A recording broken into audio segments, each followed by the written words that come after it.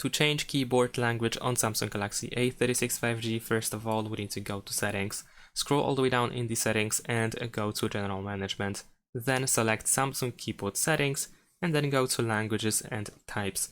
Here we can choose manage input languages, and first at the top we will find all languages that are added to our keyboard. So for example, if you want to remove the language, if you don't want to use it, then we can tap on the switcher to turn it off, and then here on this list we can find the language that we want to use. So for example, I'm gonna add Italian, so I can tap on the switcher to turn it on.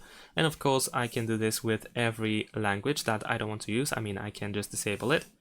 But essentially, if you keep more than one, then of course we can still switch these languages.